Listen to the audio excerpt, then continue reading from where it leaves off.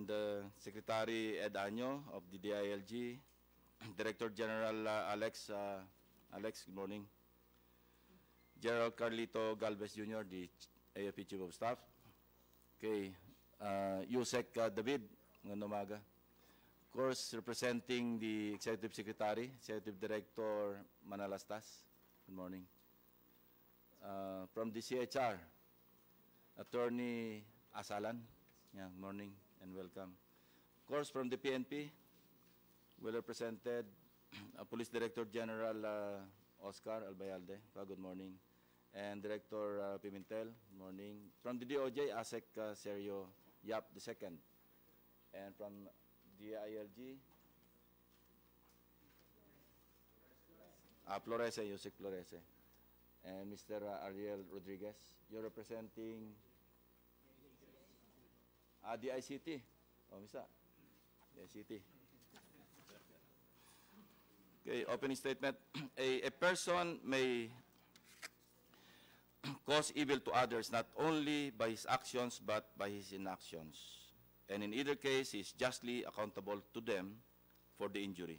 This quote from the renowned political and economic thinker John Stuart Mill best captures the rationale of today's public hearing, which seeks to amend Republic Act 9372, otherwise known as the Human Security Act of 2007.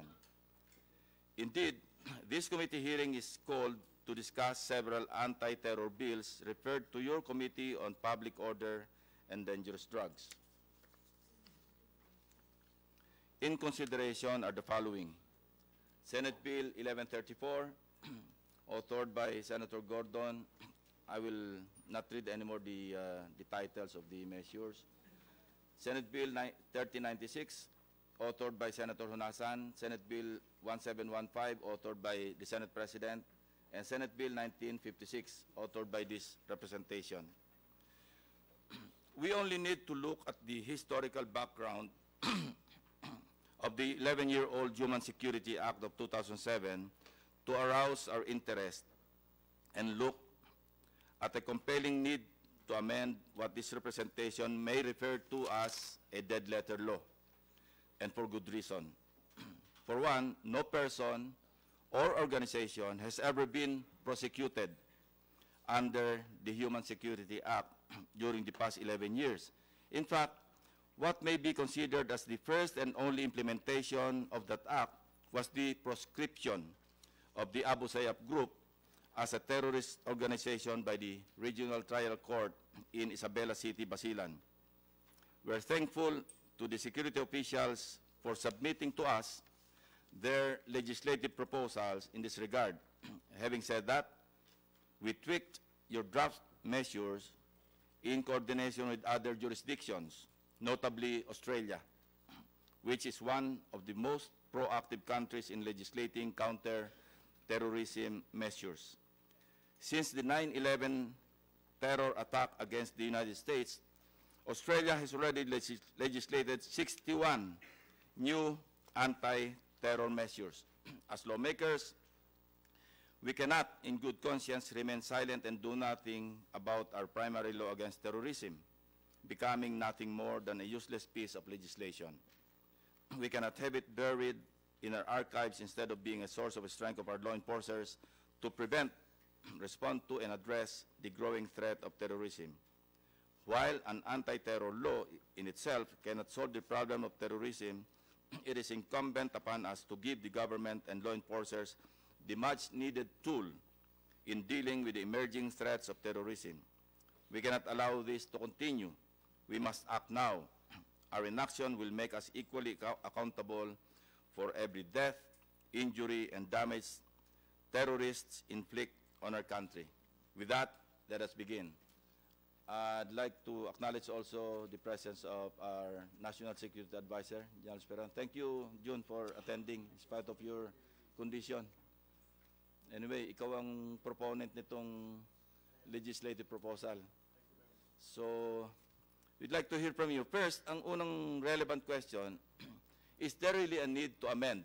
You know, as I mentioned, there's a need, but why? And what are the provisions that need to be amended? And we want to hear from you, being the stakeholders, the primary stakeholders of this measure. So, Del, ikaw na mauna. Good morning. Thank you, sir. Morning, sir. To all the members of the Committee on Public Order and Dangerous Drugs, led by Senator Popular Lacson, good morning, sirs. On behalf of the security sector, let me thank you all, sirs, for inviting us here to voice or to participate in the crafting of the Human Security Act that we are going to amend. Mr. Chairman, last August 29, during our budget committee hearing at the House, I was asked by one legislator, representative, should I, if I would recommend the extension of the martial law in Mindanao. My reply was this. I said, Mr. Chairman, martial law should be the last option of the government. And I told them about the need to craft a law that will address the terrorism. So I mentioned the one that was made by Australia and all our neighboring countries here. They have very strict laws. So that, sabi ko, hindi natin gagamitin ng martial law. Kung mayroon tayo magagamit, bibigyan natin ng konting teeth yung ating security agencies. So with that, Mr. Chairman, I end my opening statement. Would you like to say something, June? Thank you, Mr. Chairman, and thank you, Mr. President, and Senator Hunasan, for this opportunity to be able to join you today. May I just say that we are in full agreement with the chairperson on the matter of having to amend our Human Security Act, considering that our neighboring countries have, in fact, more stringent rules and laws to counter terrorism. For example, in Australia, as the Honorable Chairperson has said, by mere suspicion or belief, they could detain suspects for as long as 7 days or more. In our country, I don't know how this came about, that if for our own martial law, we could only detain suspects for 3 days. And I don't know why, instead of giving the enforcers or the law enforcers some more leeway or capabilities, I don't know why the Human Security Act would penalize us for mistakes that we would probably commit at the high rate of 500,000 a month. So, a day. Just imagine, a day pala. Yes, a day. And considering that my base pay then as an officer was something like 60,000, who would give me the 440,000 so that I could commit a mistake for 1 day. And so it is really very timely that we go through this and probably come up with more stringent rules, but just the same, be more careful about our arrests. Thank you very much, Mr. Chair. Chief of Staff? Sir, I will cite as an example on Isulan incident, wherein we captured already supposed to be the bomber, but because of very permissive law, the bombers were able to be released from the detention. And Isulan, when you say Isulan, it has two successive bombings, and because of our limitations in holding the suspected bombers, we have a belief that he is really a bomber, but because of the mere suspicion, cannot make him detained. The law really does not really help the security forces to really do the job. In some countries, when we have a chief of defense meeting in Hawaii, they have a very more restrictive policy, wherein they can detain people with suspicion 12 months, and it can be extended further if their suspicion becomes factual. So with the SSA that we have a very permissive law that wherein it allows the bombers and the perpetrators to do their thing. And Isulan is a very exact example. A frank question. How much time do you need to detain a suspected terrorist to be able to efficiently and effectively conduct custodial investigation? Based on your experience? 30 days should be enough. What's the basis for 30 days? Of course, later on, we'll hear from the representative of CHR. No? 30 days. Why 30 days? Why not 2 months? Why not 1 week? Why not 14 days? I think in Australia, they're authorized to detain for 14 days, di ba? Sige, anyway, please. For Australia, sir, 7 days. Can be 7 days, sir. But it can be extended, sir. And then, sa nakita po namin, sir, kasi, sir, if we were able to capture a very, very ideolog bomber, more or less 1 week, sir, wala tayong makukuha, sir, na, Then normally it will break in, the information, then the lead-in will break in maybe onto 2nd or 3rd week. Yun po, sir, ang sir, namin, based on our experience, if we will have a hardcore terrorist, definitely it will not break in from one or 2 weeks. It will only, we will get the substantial informations. Once we have already collected some corroborating informations wherein we can pin down that he is really,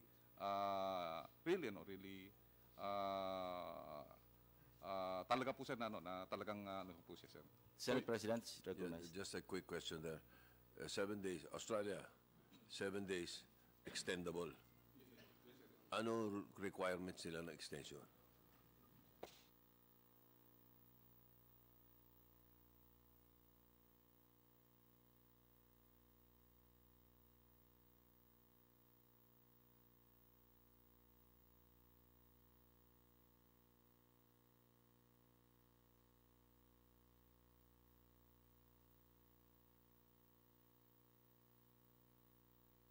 Sir, can I read, sir? Under the Commonwealth law, the maximum amount of time person can be preventively detained is 48 hours. Under state and territory laws, a person can be detained up to 14 days. And even in the combination of the Commonwealth and the state territory preventive detention regimes are applied, the maximum times a person can be preventively detained is 14 days. 14 days po, sir. You don't know of the justification on why they will be able to extend? Mr. Chairman, I was able to talk to the Foreign Minister of Australia last year when we were talking about these laws. I think what she said was, if there is a need for the security agencies to develop more the case against this suspected terrorist, then they can request for extension. Pagkatapos po ng 7 araw, if they need more, then they will be granted 7 more days. Secretariat. Sir, the 30 days is actually enough time for the security sector to conduct all intensive investigation to follow up the operations and be able to do counter actions. Now, hindi naman, sir, ibig sabihin na i-maximize mo yung 30 days. If, for example, you can already, you have neutralized already the plan and you can file charges, even less than 30 days is enough. But at least the 30 days will give the guarantee that the security forces can do its job properly. We conduct follow-up operations to arrest the other co-conspirators. Yes. The others. Yeah, yeah. Sir, it's not only that, sir, but also to disrupt. Kasi ano, sir, natin, normally terrorists only act, sometimes they act with a cell or they have different cells.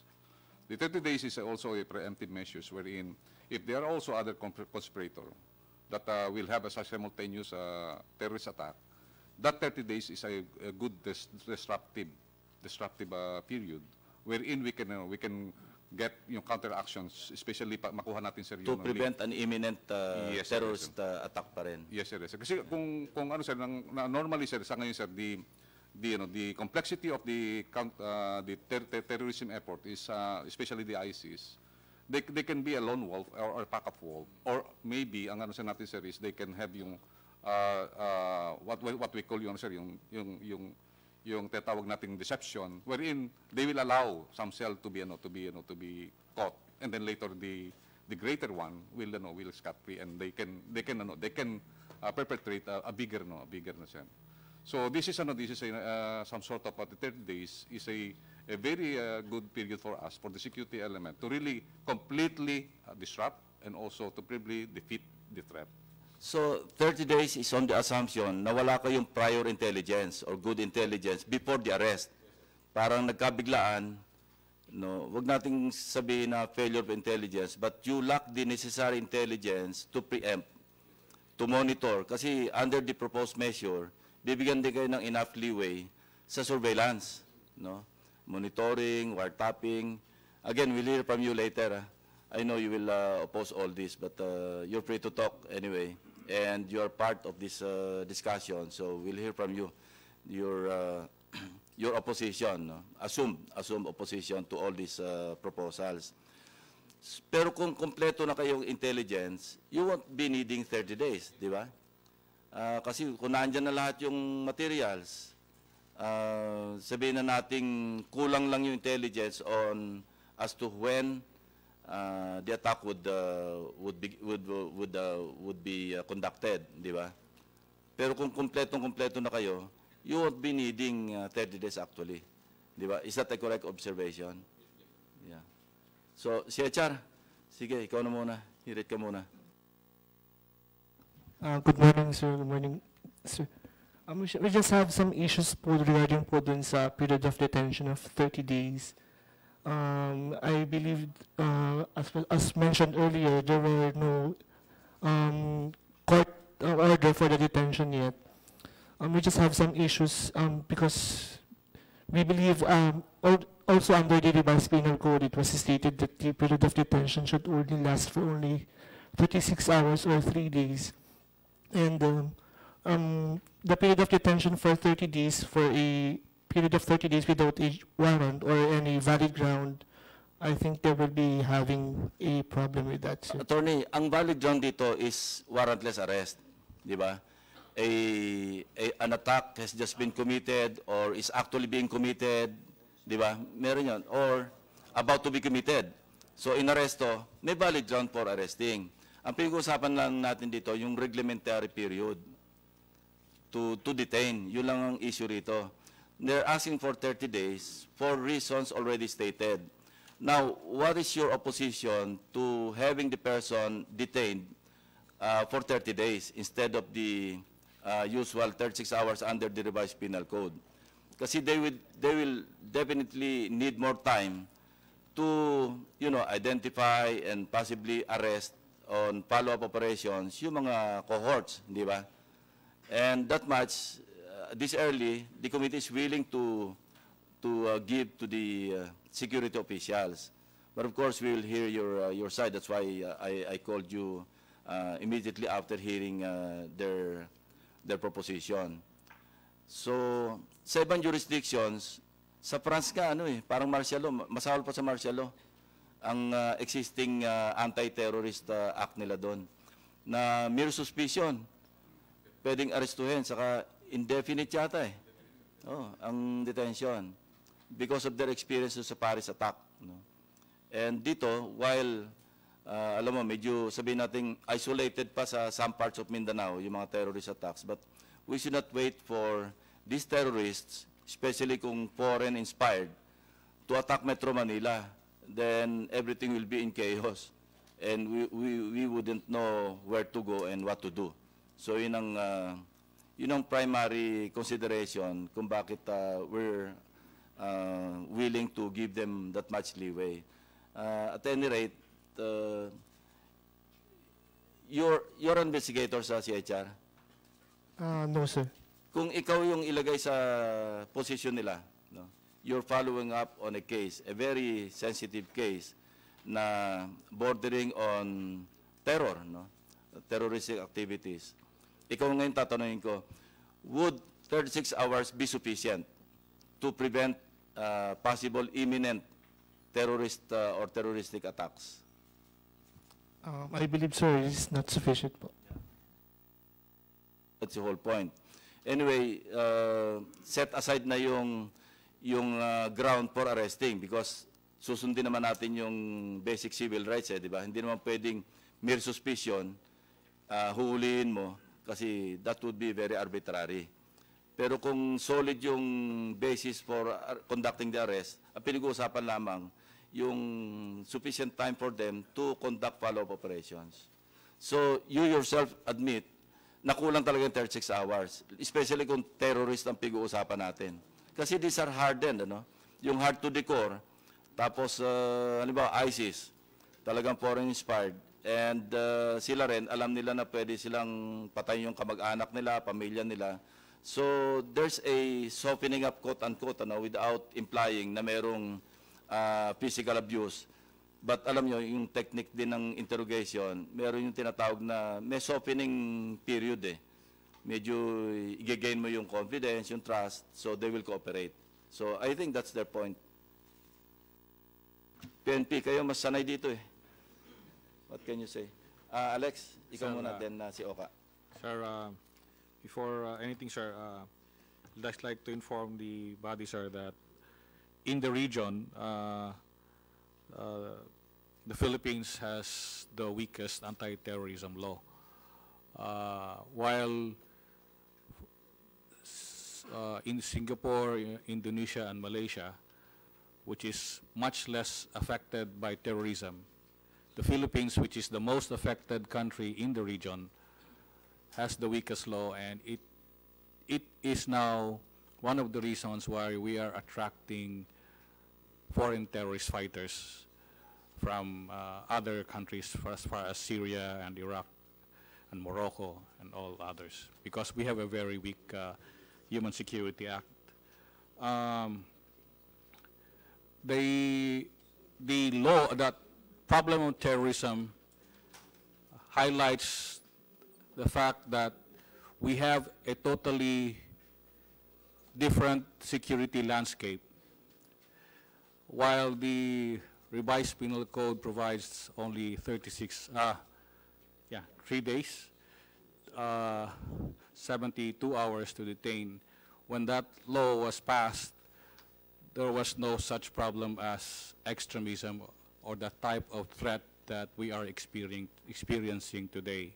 So therefore, Mr. Chair, we are pushing really for the amendment of the Human Security Act, and in fact, if I may just include, the 30 days should even be extendable if necessary, considering the investigation that we conduct does not only concern local or domestic networks, but international networks, which not only affect our country, but other countries. And it takes time for us to establish and coordinate with other foreign countries with regard to the network of this terrorism, which is no longer a domestic problem, but an international threat. Mr. Chair, thank you, sir. Without borders, yun eh. Yeah, after Chief NP, we'll hear from DOJ, yung legal opinion. Yes, Mr. Chairman, with the threats of the global threat of terrorism confronting our country, I think today is the most opportune time to put into limelight the shortcomings of the provisions of the Human Security Act, so that we will be able to craft a more effective anti-terrorism law, one that law enforcement and the military would not have enormous difficulties in implementing, Your Honor. Just like what the Director Nika have said, I think the Philippines has the most, or has the weakest law when it comes to the anti-terrorism, Your Honor. And let us not wait for another Marawi incident before we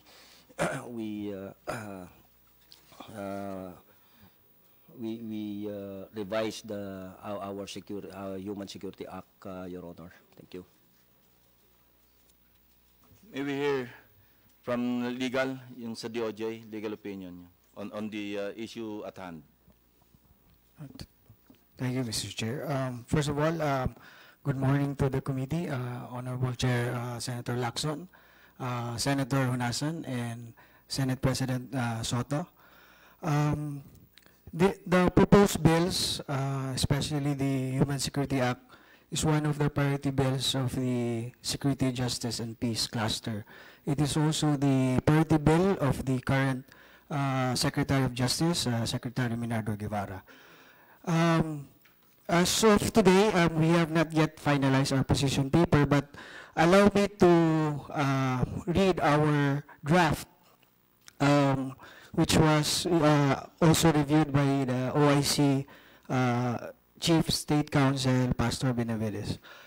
In general, the proposed revisions to the Human Security Act, the proposed bills on penalizing unlawful membership in terrorist organizations, and the proposed bill authorizing the President to exercise necessary powers to address emergency situations involving drugs and terrorism are within the purview of what is embodied in Article 2 on Declaration of Principles and State Policies of the 1987 Philippine Constitution, particularly Section 5 thereof, which promotes the maintenance of peace and order and protection of life, liberty, and property, and the promotion of the general welfare being essential for the enjoyment of all the people.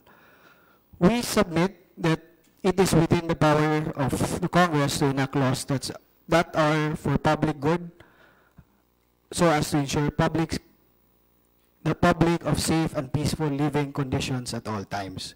However, we submit some of our observation to the proposed bill. For Senate Bill number 1134, we support the bill authorizing the President to exercise necessary and proper powers to address emergency situations involving drugs and terrorism within a limited period. We also support the proposal for the President to be able to appoint special prosecutors from the National Prosecution Service, especially to address complaints involving drugs and terrorism, as there are special task forces that are already handling drugs and terrorism-related cases in the department. There is the Task Force on Anti-Illegal Drugs, as well as the Task Force on Terrorism and National Security under Department Order number 359. As for Senate Bill number 1396, although we support the bill declaring as unlawful the membership in any terrorist organization, we believe that the provisions thereof may be incorporated with the proposed revisions under Senate Bill numbers 1715 and 1956, which already provide for the proscription process, as well as the proposed revisions on the intended detention of the accused by the law enforcement personnel, with the latter not incurring any criminal liability. As for Senate Bill number 1715, the inclusion of a new Section 3 on definition of terms, the proposed bill included a provision on definition of terms. So we do not interpose any objection to the additional provision. As to the imposition of death penalty for the crime of terrorism, the death penalty has been abolished as per Republic Act number 9346. We maintain that reclusion perpetua is the appropriate penalty considering the serious consequences of a terrorist attack. We suggest, however, that considering that terrorist acts fall under the heinous crimes, the same may be included in the proposed bill and the reinstatement of the death penalty. Inclusion of a new provision, Section 5F, on penalizing glorification of terrorism. We support the provision on penalizing glorification of terrorism. However, the elements of this offense must be clear to ensure that there is no violation on the freedom of expression. Section 8 on surveillance of suspects and interception.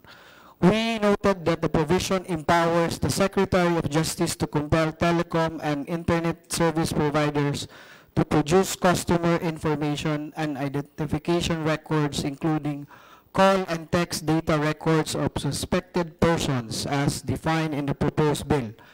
We believe that the Department of Information and Communications Technology, or the National Telecommunications Commission, not the Department of Justice, should have such powers, being the relevant government agencies, which has regulatory powers over these telecom companies.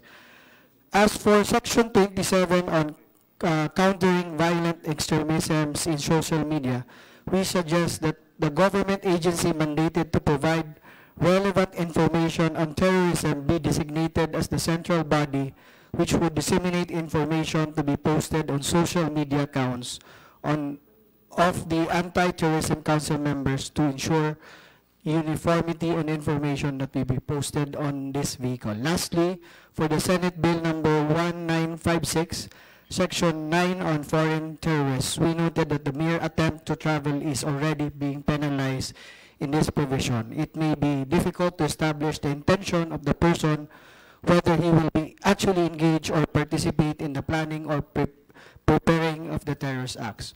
So, Mr. Chair, this terrorism is a special case, so it should be treated differently from the other crimes which are contained in the revised penal code. So we are hoping to submit our final position paper on this matter, and we will submit it to the committee as soon as possible. Thank you, Mr. Chair. Thank you very much, Asik Yap.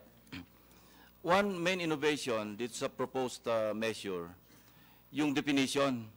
Di ba, before, under the Human Security Act, may qualifier pa na kailangan i-coerce mo pa yung government to give in to the demands, tapos kailangan pa mag-sow ng widespread terror. We want to simplify na parang just the act of terrorism, tapos meron kang intent to commit terrorist act is already a violation of the Anti-Terrorism Act, di ba? Isn't that more practical and logical? Kasi it's very hard to prove pagdating sa court na hindi mo naman kino-urge yung gobyerno, pero ang dami yung napatay na for another purpose, di ba? Kasi masyadong delimiting yung in order to coerce government to submit to your demands. Parang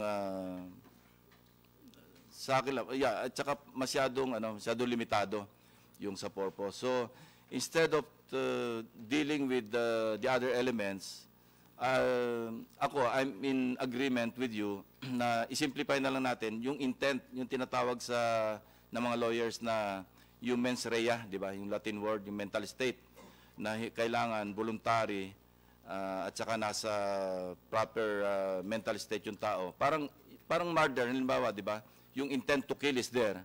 That's sufficient. Di ba? Of course, there are other qualifying circumstances, pero yung ganun kasimple lang, intent to commit terrorist acts is already punishable under this measure.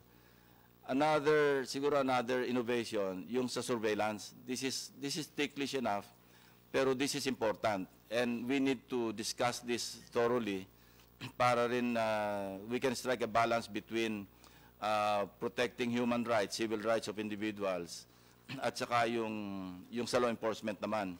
How can you accomplish your mission more efficiently? Under the law, di ba limited sa judicially declared terrorist groups, doon ka lang pwedeng mag-conduct ng electronic surveillance, di ba? Yung mga proscribed na, declared proscribed. Sa ngayon, as I mentioned in my opening statement, ang proscribed pa lang na group, Abu Sayyaf . So, hindi ka pwedeng mag-conduct ng wiretap, hindi ka pwedeng, even with a judicial authorization, hindi ka pwedeng mag-conduct ng surveillance on groups, organizations, or terrorist individuals na hindi pa na-declare na proscribed, di ba, or judicially declared proscribed. Another stupid provision do sa existing law, ito, the written order of the CA may only be granted ex parte, pero meron ditong proviso na, but the person being surveilled has the right to be informed. So, if you inform the person under surveillance, ano pa yung surveillance mo? Di ba? So ang isang innovation is not limit yung surveillance operation against judicially declared terrorist groups. Pwedeng suspected terrorists, based on, of course, intelligence and other factors, pwedeng i-conduct, provided they will secure a judicial authorization from the competent courts. Nilower pa nga natin kasi before, under the existing law, Court of Appeals, minsan ang hirap hagilapin din ng makakuha ng access sa Court of Appeals. So, binaba natin na pati yung RTC pwedeng magbigay ng, just like sa RA 4200, hindi ba? Kukuha ka ng court order, pero obsolete na nga yun because napaka-limited din yung covered na crimes. Actually, mga antiquated na yung mga crimes doon, hindi na nako-commit ngayon doon sa 4200. Anyway, that's another matter because we are also sponsoring on the floor yung amendment sa anti-wiretapping law. So, any comment from, again, si HR? Pasensya ka, nag-iisa ka rito eh. Good afternoon, good morning again, sir. Yes, sir, I actually agree with your previous statement that there should be a balance between the interest and the security of the state and the right to privacy of a person under surveillance. And I think that there should be a proper guidelines as to what data or records that should be gathered and not those that are... That will be properly spelled out. Yes, sir. In fact, sa measure pa lang, sa proposed measure, naka-spell out na yun eh.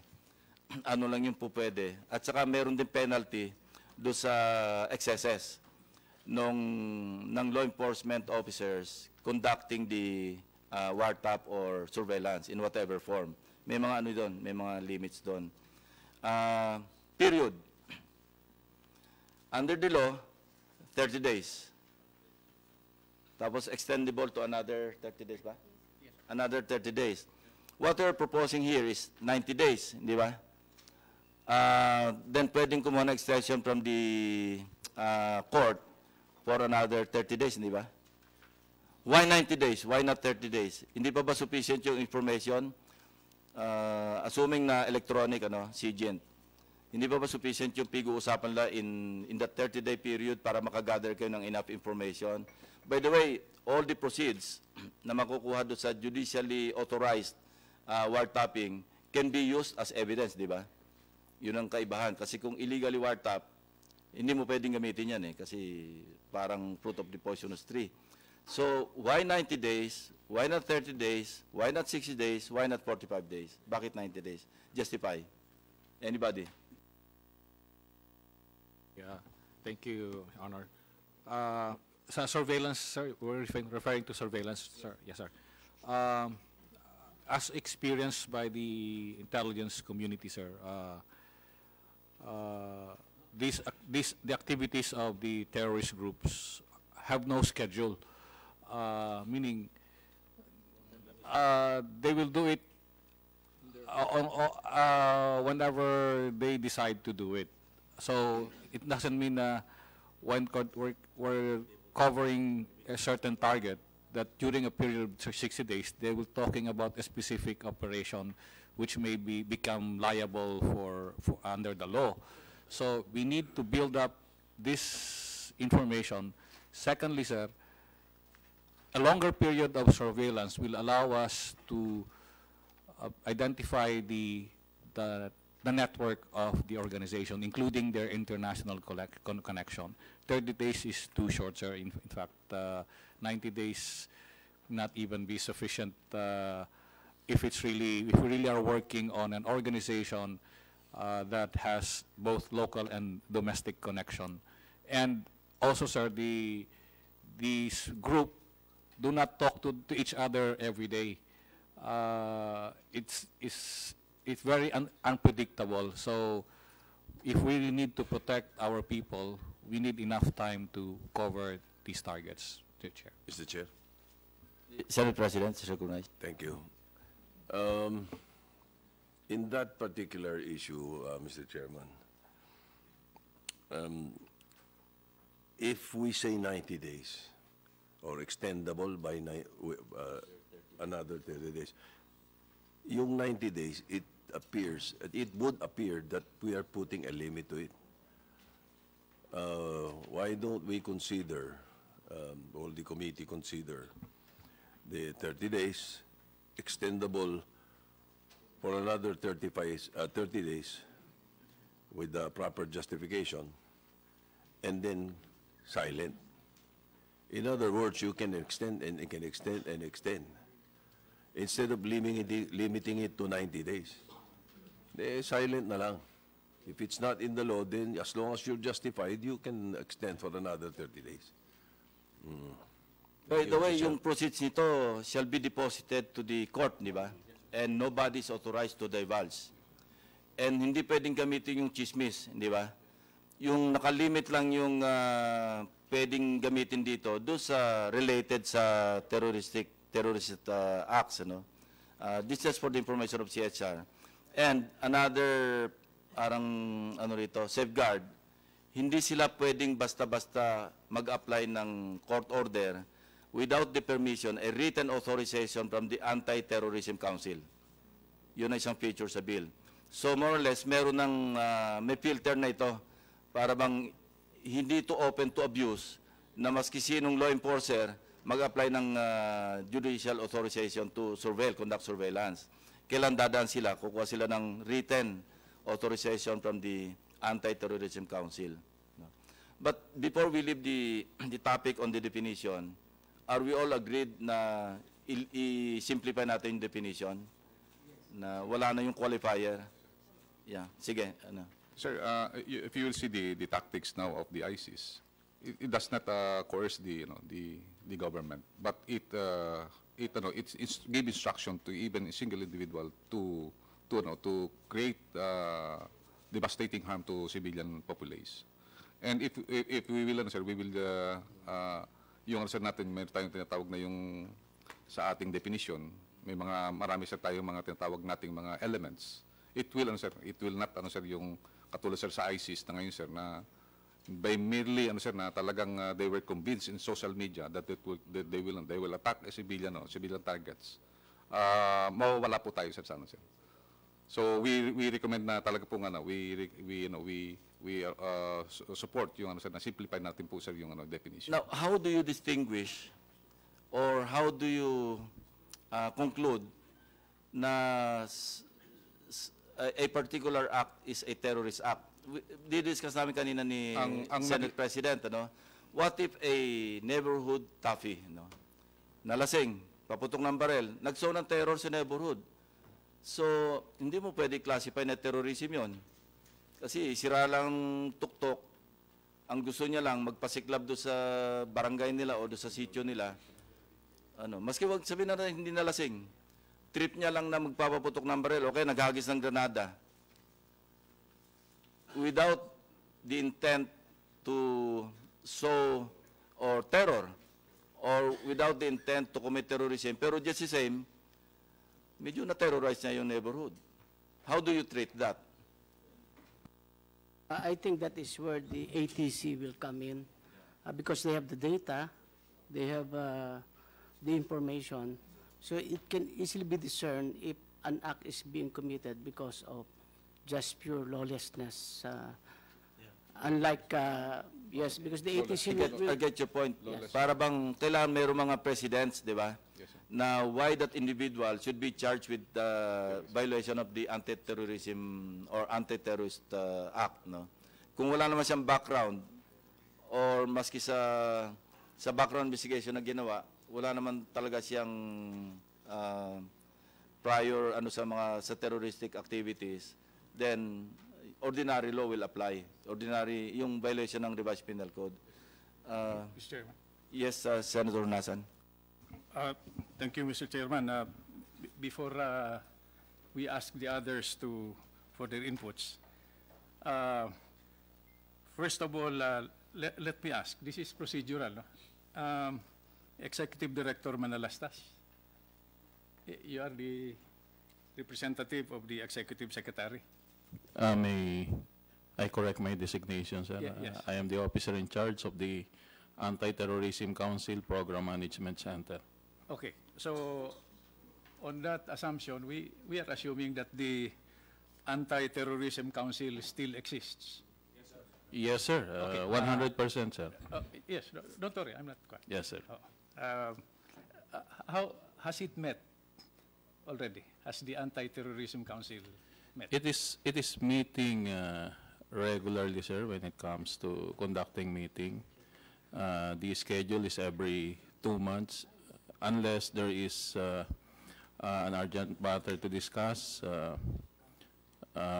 We actually agenda the different topics to be discussed, depending on the importance and the relevance. Okay, I ask that question because in the light of the important amendments that are being proposed to the Human Security Act, we are assuming, your committee is assuming, that the output of the Anti-Terrorism Council has been directed to first, the legislative, and if it is relevant, it is directed also to the judiciary. Is that a correct assumption? Yes, sir. If I may apprise the committee, sir, about the background of one of the bills that have been forwarded to this, the one sponsored by the Senate President. It's actually the work of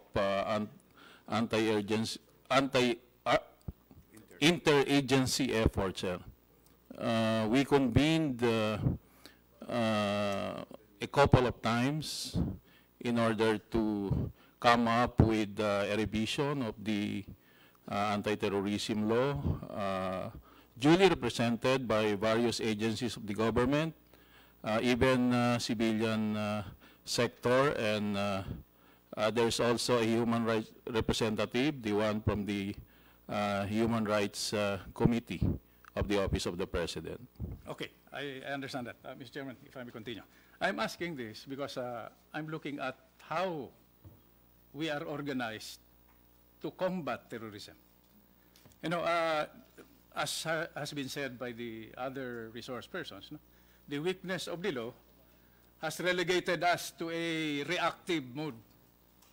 The purpose of the amendments is to give us a proactive stance. Okay. So let me proceed with the permission of the chairman. So we are assuming that the Anti-Terrorism Council is the ultimate repository of all information, all government programs, no, interagency or otherwise, related to terrorism. Is this a correct assumption? Sir, can I give the background of the composition Yes, also? go ahead. Before I answer By the way, that. Director, I'm Yes, not sir. no? I'm just asking because I do not know. Yes, sir. Okay. The Anti-Terrorism Council, sir, is composed of 7 individuals. It is headed by the Executive Secretary as the chairman. The Secretary of Justice is the vice chairman.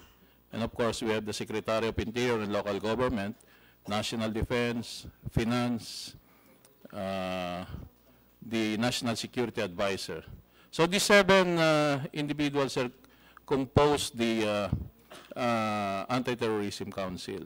The records, sir, are, of course, especially on operational level and, of course, also on strategic level, are being kept in the offices of the various secretaries.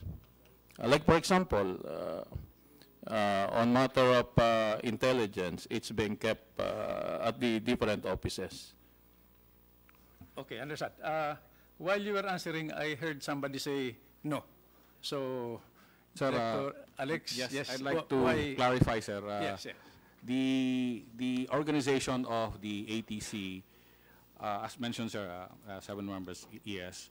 The NICA is actually the secretariat, so we are the ones running the meetings and keeping records. And the PMC, sir, is supposed to only, as program management, monitor the progress of the different programs.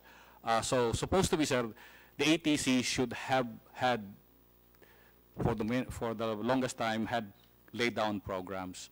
This is one area where the ATC have failed over the years, but which is now being corrected by the ATC. So during the last meeting, the ATC decided to lay down the programs which will be handled by the different departments who are members of the ATC. Yes. Okay. Yes, sir. I'm happy, Alex, that you're looking at this from that perspective. No? I'm asking these questions because this is an 11-year-old law.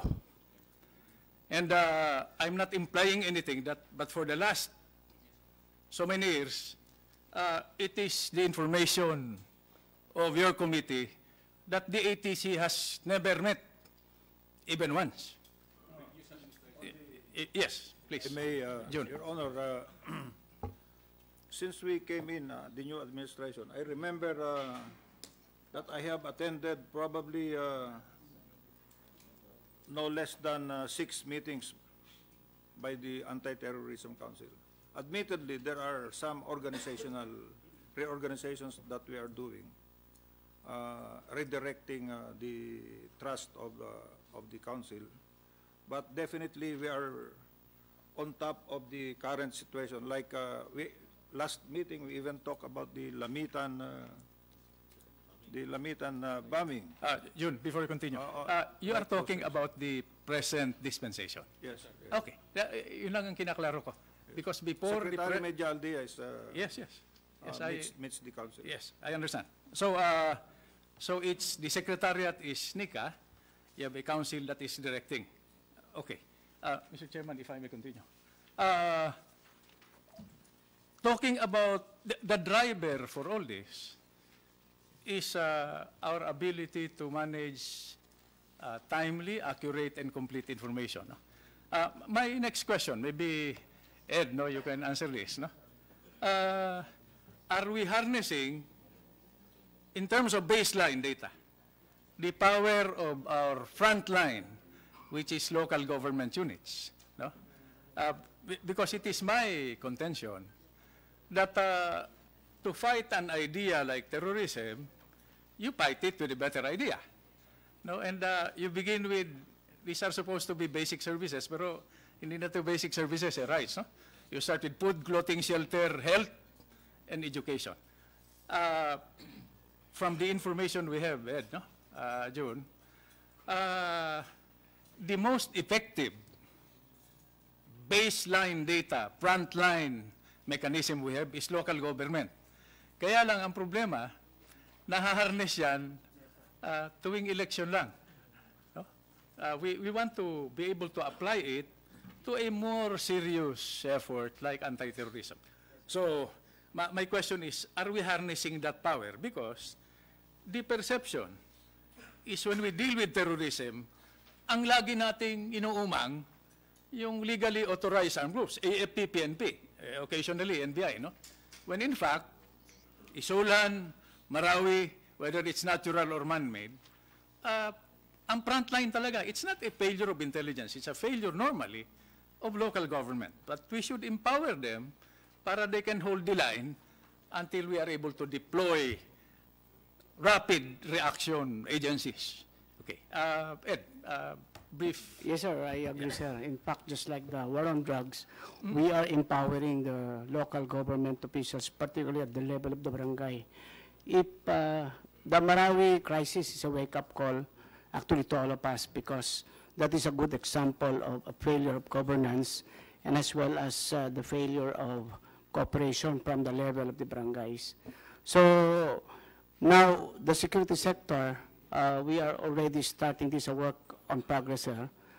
In fact, the conduct of executive course for justice, peace, and development, wherein we gathered all the mayors, battalion commanders, provincial directors, and city directors in 3 days in one area for them to craft a campaign plan to fight against the CPP-NPA and preventing violent extremism. And besides, in the holistic approach to counter-terrorism, ito po yung talagang babantayan natin, yung community, the schools, the detention centers, and then the religious leaders, the madrasa, the OFW, and the social media. So it has to be addressed simultaneously. And sa community, this is where the ILG will really have a major role to play, ensuring that they are in one in our campaign against terrorism. Thank you, Ed. I'm happy that you are on top of it. No? I mean, you're in the front lines. Kami rito, we can only assist and complement your efforts. No? Now, two more questions. No? One is, when we say classification of terrorists, are we locked into the classification of, let's say, the US or Australia, or do we have our own peculiar order of battle or target list in terms of classifying terrorists? Or let's say, CPP, NPA, and there. Pag sinabi ng US terrorists yan, do we jump into the bandwagon, or do we have our own criteria for classifying terrorists? Yes. Sir, right, as mentioned earlier, sir, the proscription of a terrorist organization, ang CPP, NPA lang. Right now, sir, the ATC is proposing a similar initiative that in the meantime that we have not proscribed them, that probably we are proposing that similar to the declaration of CPP and NPA as a terrorist organization, that an EO or proclamation be declared by the President through the ATC of different terrorist organizations which are here to be also proclaimed as a terrorist organization, just as a stopgap measure while the judiciary has not resolved the declaration of the other terrorist organization, a proscription of other terrorist organization. This is through the ATC, sir, assisted by the Department of Justice. We have actually filed for the proscription of this terrorist organization, sir, but it takes time. Oh, okay. I suppose that is resolved at the level of the Anti-Terrorism Council, no? Yes, sir. The confluence, yes, sir. The tasking, yes, sir. No?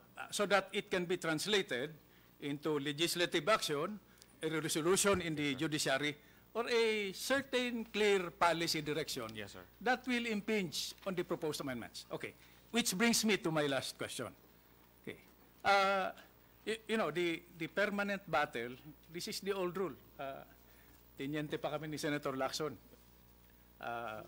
Diba? The permanent battle is fought, no? And I'm glad we are winning there in the hearts and minds of our people. Okay? In fact, I was going to ask, how do you deal with the dichotomy of one man's terrorist is another man's freedom fighter?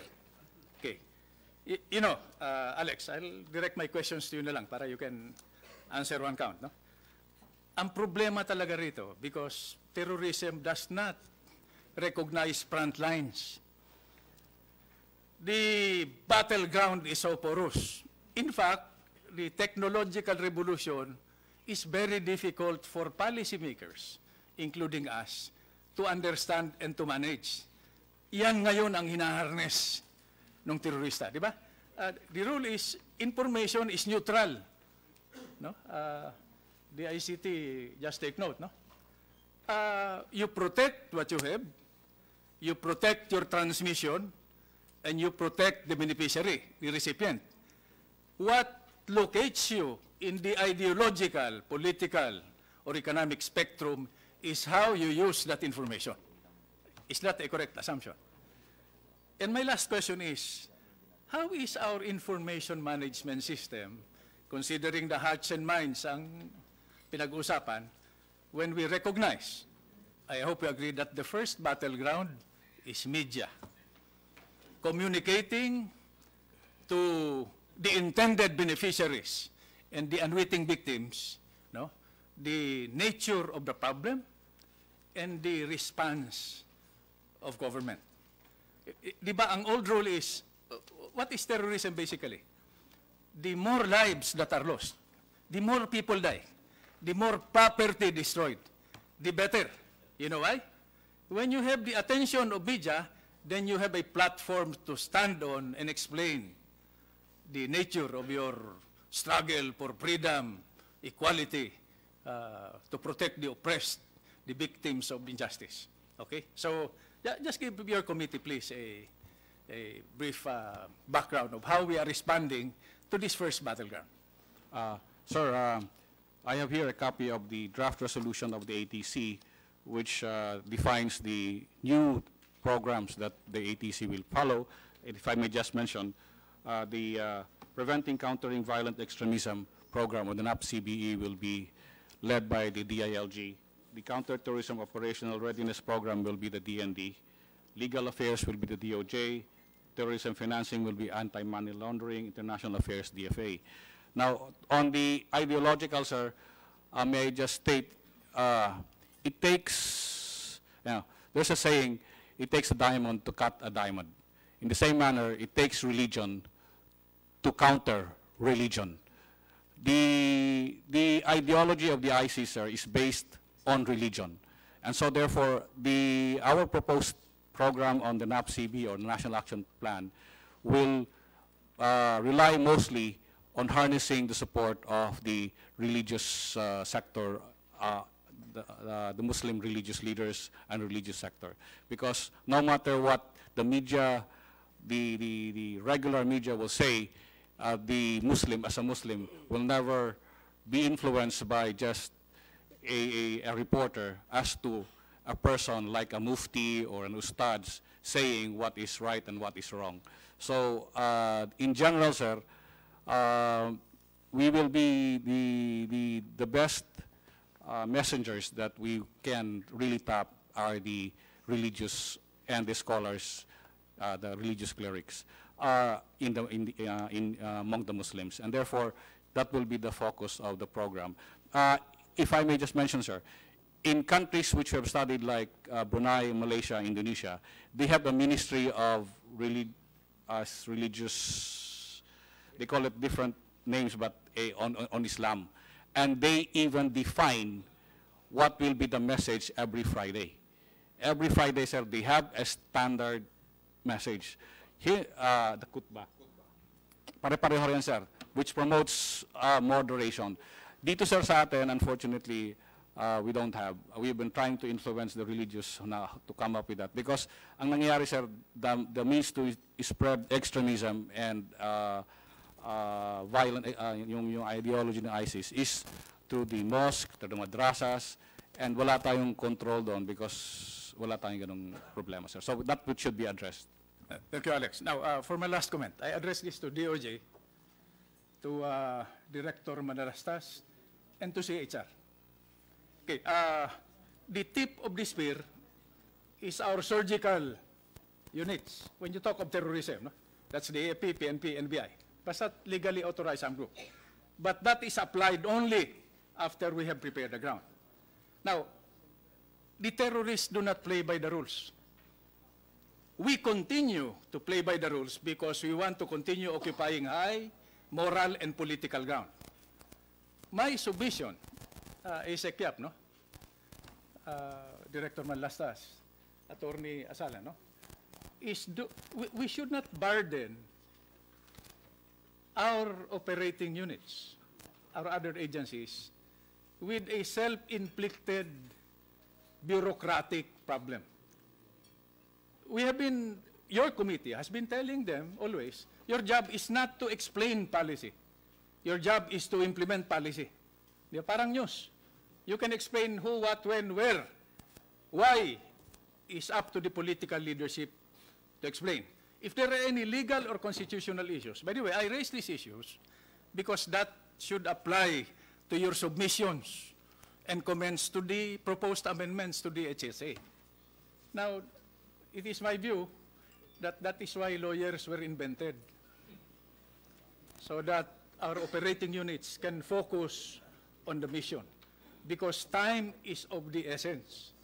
Any millisecond delay means life, liberty, and property will be threatened. I just put that at your table. Now, Attorney Asalan, I directly communicated this to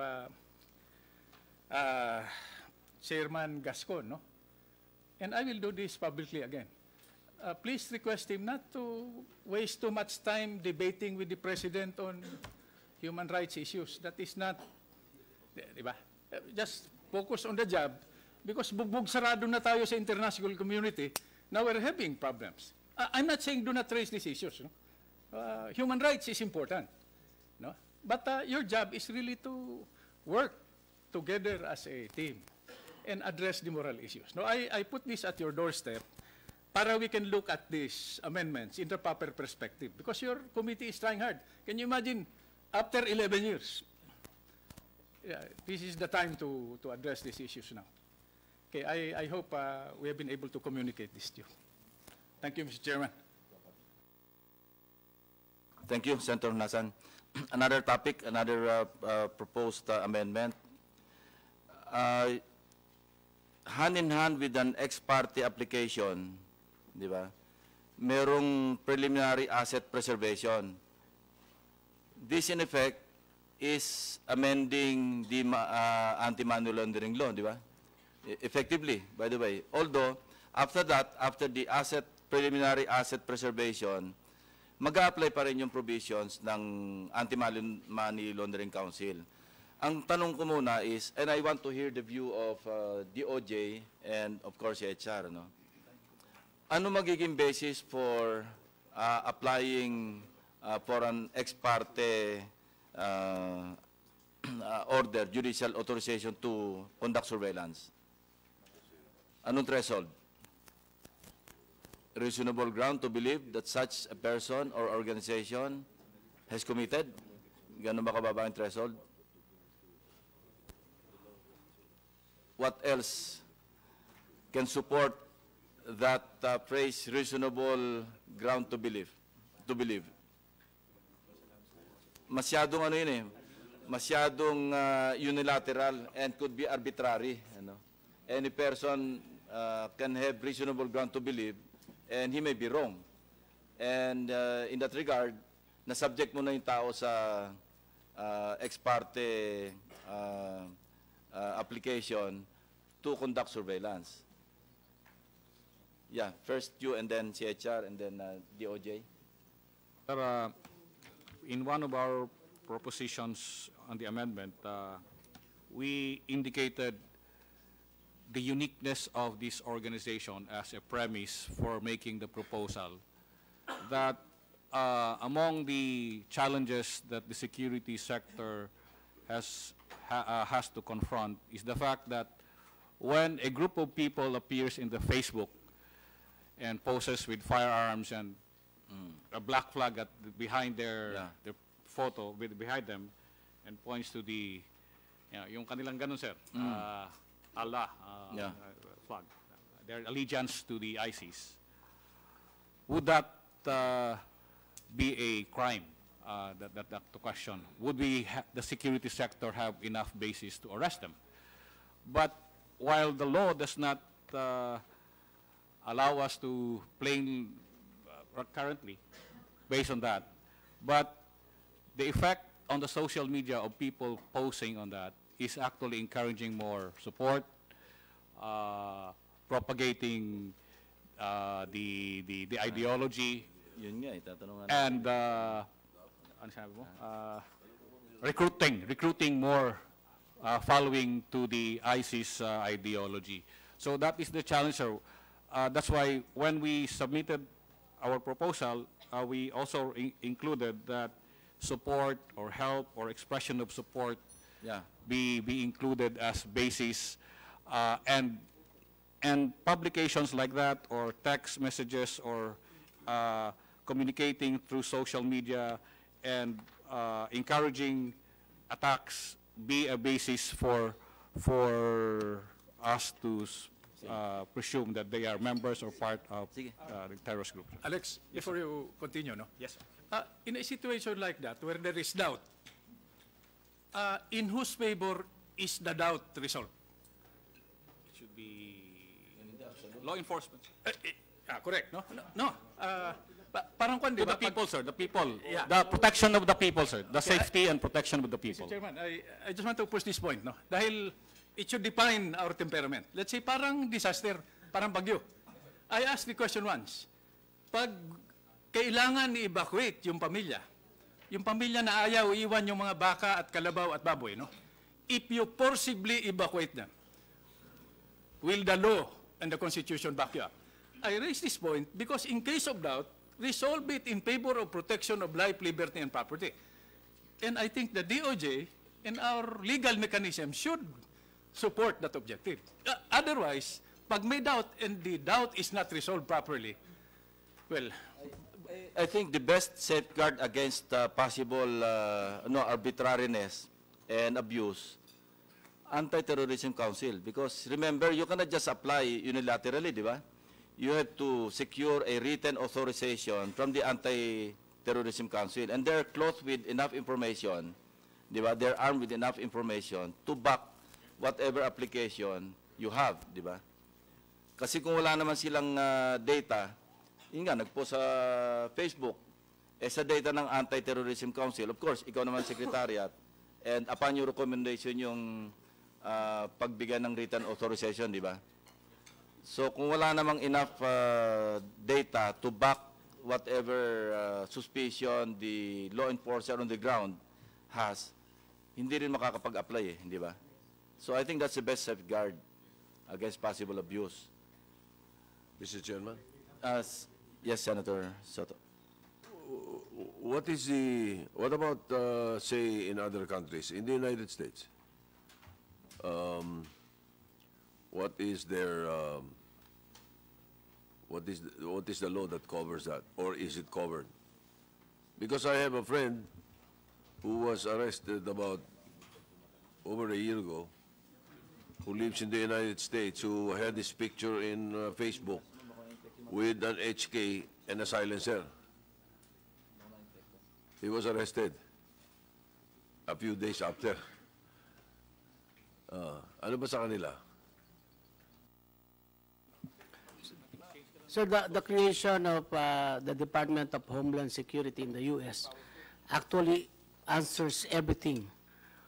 It has 22 agencies under it, including the Immigration, Customs, because the 9/11 was really a very serious lesson to them, that trampling the rights of people, if they would save thousands of lives, will actually be worth it. So the Homeland Security is the third largest department in the U.S., yet one of the most powerful, because the former Counter-Terrorism Operations Center was already dissolved, and in place was the Department of Homeland Security. It is bestowed with a lot of powers that they can detain people even without warrant, even without court order, as long as it is related to terrorism. DOJ, do you think that will pass the test of constitutionality? Yung mere suspicion, reasonable ground to believe, pwede na mag-apply na may accompanying preliminary asset preservation. Meaning, ipiprease lahat yan, walang transactions. Mr. Chair, I think, as I mentioned earlier, for this, the proposed bill has a specific purpose, special purpose for that sense. As mentioned earlier, in Asia, we are the weakest. So, to address that, Mr. Chair, I think there's no violation of the Constitution as long as the other civil rights are still there.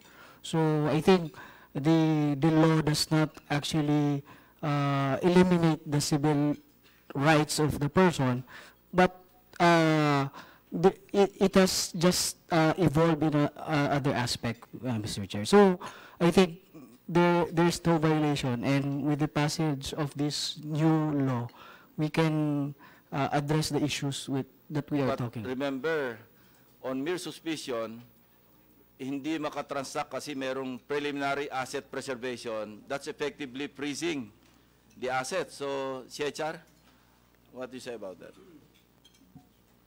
I think, sir, reasonable suspicion is not enough for the freezing of the... So, we should increase the threshold, yes, man lang. I think we should increase to the... what? Probable cause? Probable cause, sir, maybe. Pag probable cause, necessarily, prosecutor na gano'n yan, level na ng DOJ yun. So, how will you reconcile conducting surveillance with establishing probable cause at the level of the prosecutor?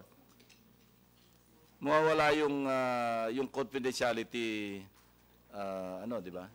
Ando na sikreto ng pag-surveillance Kasi kung kukuha ka ng probable cause, necessarily, magpapile ka ng magpapal ka sa Department of Justice kasi sila nakakaalam ng threshold na yun eh. It's not in the level of the law enforcement eh. Ang sa law enforcement talaga, ang kaya lang labutin yung reasonable ground to believe. And then, ang problema ko lang dito, yun nga, nakasubject ka sa surveillance, tapos may preliminary asset preservation, that's 90 days, ha? Lulumpuhin mo yung tao, what if mali pala? And it's ex parte, ha? This is without the knowledge of the person. Pero of course, malalaman niya kasi hindi siya makapag-transact sa bangko eh. Then he will be informed by his bank na merong order dito, ang court. So hindi ba conflict din yon? Why don't you separate the two? No? Mas importante yung surveillance aspect kaysa do sa asset preservation. Anyway, pagka naka-establish na kayo sufficient evidence, pwede naman kayong through the Money Laundering Act, Anti-Money Laundering Act, i-apply nyo lang doon. Huwag na natin isama rito. Kasi that will burn your whole operation. Di ba? Is that a sound suggestion? Yeah. Sir, pwede pong balikan yung why 90 days regarding the surveillance. I'll cite my personal experience when we are applying court orders for wiretaps. Normally, sir, when the court issues the order, we coordinate with the telcos, and it takes a lot of time. And sometimes when it's already on the go, we have to request for another extension because lapse na, sir, yung 30 days. The critical period is the first application. Maybe we give the 90 days to the first application and then later on extendable to the reasonable... That brings us to the ICT. How capable are you to respond to the needs of law enforcement? Sumusunod ba sa inyo yung telco o kayo sumusunod sa telco? Of course, gagawin nyo to through NTC, di ba? That's correct, But sir. if you are empowered by this legislation na kayo mismo hands-on ang mag-implement nito, then you'll be empowered. Kasi yes. tama si Secretary Anyo, and experience din namin yan in my previous life. Mag-a-apply ka, ang tagal mag-react, tapos na yung period mo, mag-a-apply ka para extension. So parang doble trabaho. Anyway, please respond. Yes, sir. Thank you for Mr. Chairman. Sir, we will discuss this matter with the principal, with the NTC, and we will submit our position paper once Secretary Rio signed it. For now, sir, I cannot disclose further because, sir, there's an NTC, ano po. Akin kasi, ang buhay nitong batas na to, nandun sa surveillance eh. No? Nandiyan. Because, alam nyo, pag human, minsan may mga human factor na pumapasok, minsan binobola ka ng asset mo. Pero pag SIGINT ang ginamit mo, talagang accurate yan, assuming na walang disinformation dahil hindi niya alam na sinusurveillance siya. That is the most potent weapon sa intelligence, di ba? Signal intelligence or technical. Lex. If I may just react on the freezing of assets, I agree with the chair na kung pwede, sir, separate ano siya, but it should still be there because under the current terrorist financing law, and we have to really freeze some assets, especially if they are involved in financing terrorist groups. This should still be a provision that can be resorted to by law enforcement if necessary, Mr. Chair. Separate from the surveillance because tama yan sa nasabi. Yeah, regardless kung separate o hindi, ang problema ko lang doon, yun nga, masusunog kayo eh. Kasi once na pupunta sa bangko niya, tapos hindi siya makagalaw, sasabihin, siyempre, he has the right to know. Sabihin sa kanyang bangko, may court order eh. For instance, sir, situation is na-arrest yung suspect, one suspect, and in the investigation, siyempre, sir, pagka nahuli, may network, sino yung financier. Tuloy pa rin yung technical. Oh, sir, and then identify if, because unless it will be used for operational purposes to arrest those people. But in the meantime, sir, kung hindi ma-satisfy ang law, there should be one more option to just freeze the assets of the suspects. It's more or less, actually, sir, parang almost after the surveillance.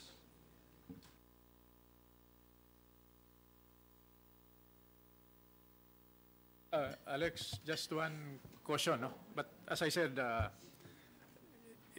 you're definitely, no question about the competence, no? Pero just a caveat about harnessing the power of technology, no? May mga bagay nung panahon namin, ina Del, no? Technology is sometimes making patience obsolete. Okay? May mga bagay na hindi pwedeng delete, send, copy, paste, no? There are some things that you need to spend time on, especially with the point raised by the chairman, na that's used to validate or revalidate the products of human. Pag tradecraft, walang problema. Pabilisan yan, no?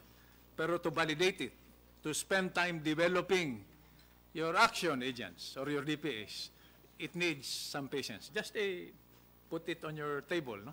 Para you can balance this out.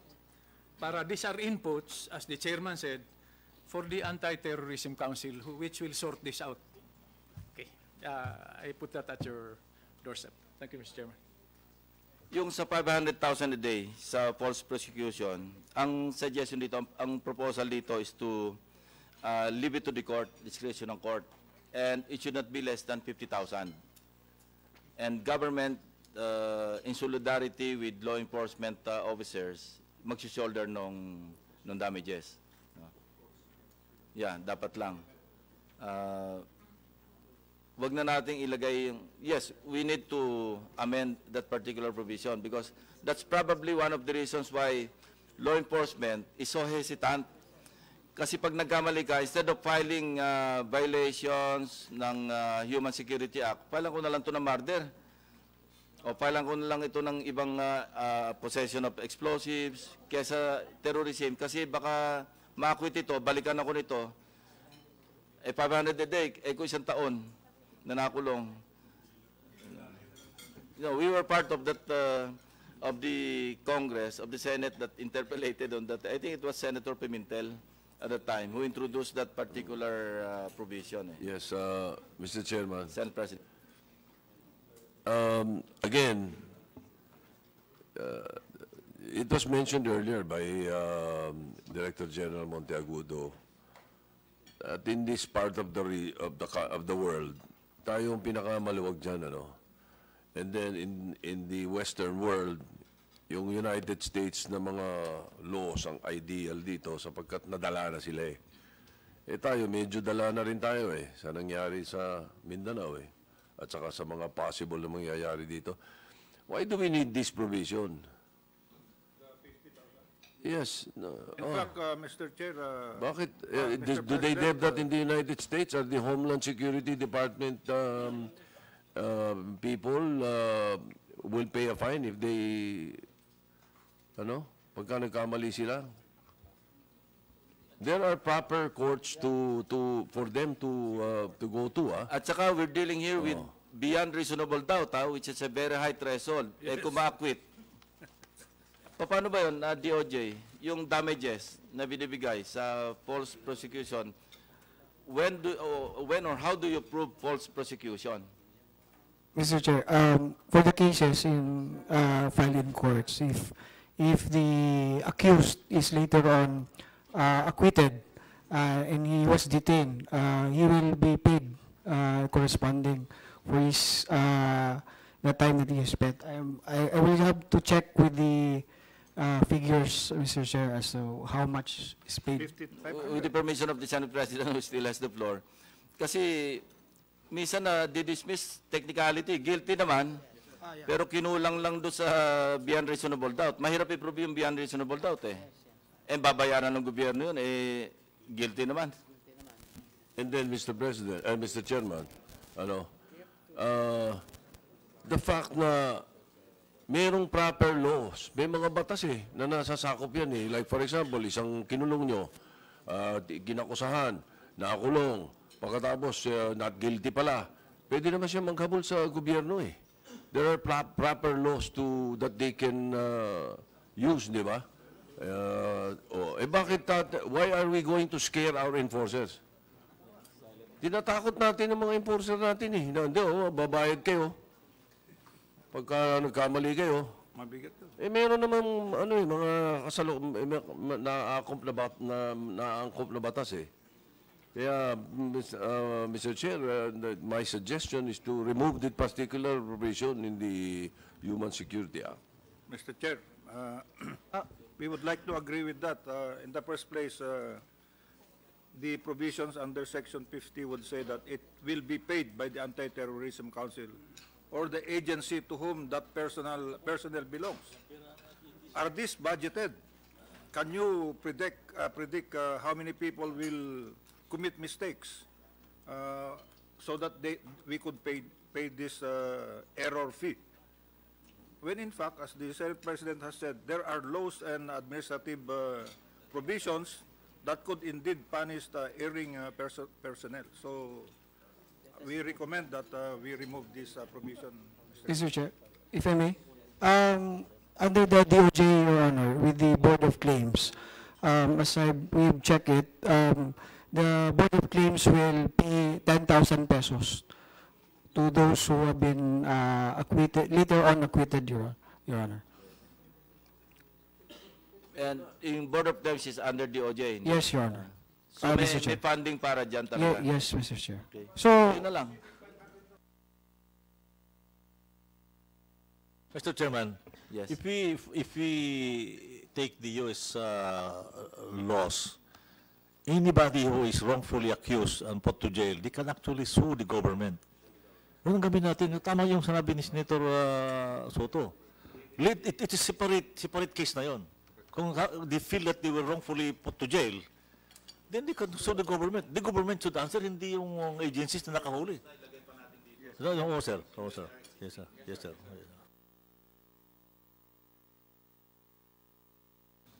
Mr. Chair, can I go back to the Asset Preservation Order? If you go back to the Republic Act number 10168, as mentioned earlier by Delika, Mr. Chair, the one who will determine Mr. Chair, as to the authority to freeze the accounts, Mr. Chair, is the AMLAC, Mr. Chair. And the basis, Mr. Chair, is probable cost. So maybe from that, as I agree with the proposal earlier to make it separate and just to refer to the law as to that matter is the Financing on Terrorism Act.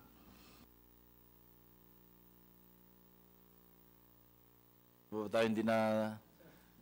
Yes, Ed. Sir, in the proposed bill, there's a provision that in case of an actual or reasonable belief of imminent terrorist attack, the ATC may file an ex parte application before the CA or RTC to instruct the DICT to compel telecoms and internet service providers to produce all customers' information and calls and text data records of any person suspected of terrorist attacks. While we support the foregoing provision, the compulsion to produce all information should also include the media. Because we believe that... say that again, Ed. Include the media, because media also has information that can be summoned by the DICT if it would help the prevent of an imminent attack. After all... What will you need from the media? What kind of information? Because the media has lots of information. For example, sometimes the media the media conducts interview, or sometimes they have also other sources. If there's an imminent attack, I think we can ask the media to also provide the information. The Senate President will explain the provisions of the Soto Law. that his grandfather passed. Yes, it is now the Soto the third law because we have already amended it to include broadcast, radio and TV. The original press freedom law only covered journalists, print media. But now we have already amended it to include broadcast and television and radio. But there is an exemption. If it involves national security, they cannot claim, they cannot bank on the law, on the so-called Soto law, the press freedom law. As long as it involves national security, they have to divulge. Yeah.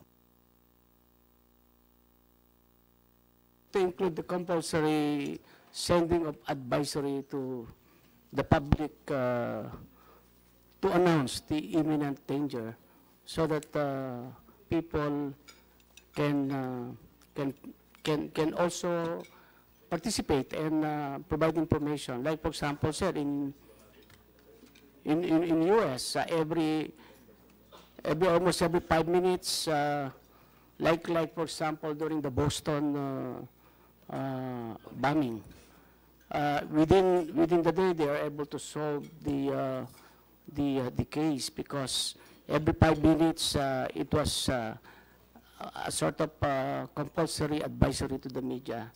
So maybe we can actually, na-incorporate na namin doon sa mga franchise laws that we have passed, ano? 10% of yung lahat ng mga paid commercials nila should be dedicated to government, meron yan doon, nakaprovide na yun doon. So, kung ang kanilang total number of minutes or hours in a day, halimbawa, 100 minutes, 10% of that will be dedicated para sa gobyerno, mga announcements that you were referring to. Yes, Chief of Staff. Sir, can we go back, sir, pertaining because the security forces always request for special courts and special detentions for terrorism. So our problem is if we have detained the terrorists, we have two problems that will prop up. One, sir, is the security. For example, in Basilan, kung doon po sila nahuli, doon natin detain, majority po na nahuli po natin, nakakawala rin po dahil because of the security. At the same time, there is a pressure sa mga mga tatawag nating mga sa courts na i-threaten din po sila ng ng mga family ng mga terrorist. So with that, we are recommending, sir, na kung po pwede, sir, merong special courts para, sir, yung talagang pagka nahuli natin, lalo na dali natin sa Manila kaagad. Kasi para nahuli natin, at least neutralize natin kaagad yung especially yung mga HBI, yung high value targets, high value individuals. There are many instances na lahat ng sir namin, yung may mga po kami dito sa Zamboanga and also dito sa Basilan, many sir na pati hanggang doon sa Coronadal, marami po nangyayari na yung mga suspects natin sa drugs at saka po sa mga bombers, nakakawala po. Dahil kasi they were being bought out by their comrades. Sa Basilan po, we have already two instances of escape being bolted by the attack of the ASG. Secondly, sir, during the Marawi siege, we have accounted more than 300 balik Islams. Balik Islam na neutralize natin. And if you look at the history of ISIS, si Sarkawi, sir, nag-permeate ang ISIS is from the cells. Sa po yan, kung makita po natin, ang ISIS, nag-propagate po yan sa mga cells. And kung titignan natin, kung hindi po natin... Prison cells. So kung makita po natin, ganun din po ang nangyayari kay Ahmad Santos. Marami po siyang nakukumbinse na karamihan yung napatay namin sa Marawi, it came from the cells of Ahmad Santos, Balik Islam. And the Balik Islam is more violent. They are more violent and they're more pervasive. In fact, yung sa Quiapo, ang nagano po diyan is yung isang napatay na po sa Marawi. Talagang siya po yung nagano sa Quiapo bombing, lone wolf. So if we will, sir, if we will request, para at least man-neutralize natin, especially mga HBI, we'll recommend for special courts for terrorists. And second, yung special detention po niya, sir, gawin po natin na katulad ng ginawa po na non-neutralized ng Singapore, Malaysia, at Indonesia, na meron po silang tinatawag na religious rehabilitation group, na for every recidivist, o tinatawag nating tinatawag nating hardcore, meron pong isang imam, or tinatawag nating mga religious, na member ng mga mufti, and then isang civil worker and isang case officer. So they are working not only for the individual terrorists, but also to the family. The pressure now has become so ang nangyayari, sir, instead na bumalik siya sa pagkano, sir, there are more or less 500 cases yung Malaysia. Na yung 500 ng mga recidivists nila, sir, hindi na nagbalik sa sir, kaya nalusaw sa ng GI because yung network, sir, ng GI nakuha na nila, because the families are the one helping them to neutralize the sir. So long term effect, sir, sir, yung sinasabi nga, sir, ni Senator Honasan, the battles of the minds and the hearts also doon po nag-start sa cells. So yun po ang recommendation po namin na there should be a special court, and there should be a special, sir, na kasama yung isang social service worker, one case officer, intelligence case officer, at saka po isang pare or isang imam. So that these three will work for the total rehabilitation, and it will cut the generational ng violence and terrorism. That's the only way that we can really cut the generational link of terrorism, wherein yung home family, kasi pagka once po we killed one terrorist, the other families will sprout, o tawag nating multi-headed snake. But if you from the lessons learned of the JI in Malaysia and Indonesia, there is an RGG, Rehabilitation religious group that is working closely with government, that sila po ang they empty yung ideology nila, and then they put yung talagang true faith healing sa kanilang po. So yun po ang po namin na special court, so that we can prosecute at the same time special detention in order to neutralize yung ideology. Charlie, mabuti binanggit mo yan. I was going to raise that issue. No? That's one dimension. The other dimension is not only from the experience of the Mexican and Colombian drug cartels. No? Saan ba nagkita-kita itong mga ito? Sa natuto ng revolutionary taxation at extortion, yung revolutionary groups, at sa natuto ng mass organization, yung drug syndicate. Okay. Offhand, di ba? I don't know if it's being addressed already. Yung headquarters ng drug syndicate, magugulat tayo. Nasa loob ng kulungan. That's the most secure. May gwardiya ka, may cellphone ka lang. Okay? Diyan sila nag-exchange, transfer of technology. That's why, not only special courts, not only special detention facilities, but you must separate them para hindi magka-influensya. That's a very dangerous combination. As from our experience in Marawi, pag ginaghalo mo yung terrorism at saka drugs, which to them is not a vice but a weapon, you have a very potent combination. Yeah. No. Mr. Chair. Yes, John. Talking about prisons as the big venue for countering violent extremism. In our workshops for the preventing and countering violent extremism, we have data to pointing out that our jails are really, as we know it, overcrowded. So you put in 5 people there who are terrorists, and in a short while they will be able to recruit as many as they could. So really, that is one of the main reasons why we are putting the PCVE tasks to the DILG, simply because it has the supervision over BJMP, and it has there the also the Bureau of Corrections. Dapat hindi na sa I don't know where we should put that, whether Bureau of Corrections, should that be with DOJ or with our prisons system? Yung mga Bureau of Corrections is supposed to be for those who are already convicted. But how about those that are not yet convicted? Where do you put them? In the provincial jails? In all those prisons? But just the same, Your Honor, talagang masyado tayong congested sa mga jails natin. It becomes very conducive to recruitments. Thank you. Yeah. Sir, I really recommend that there is a separate cell. Kasi sir, ngayon, katulad sa amin sa ISAP, meron kaming high profile na individual na ibabalik namin sir yun kung magkasano sir, nakuha namin halos yung cell ng Basilan because of him. At saka sir, yung mga ibang hindi namin nakikita.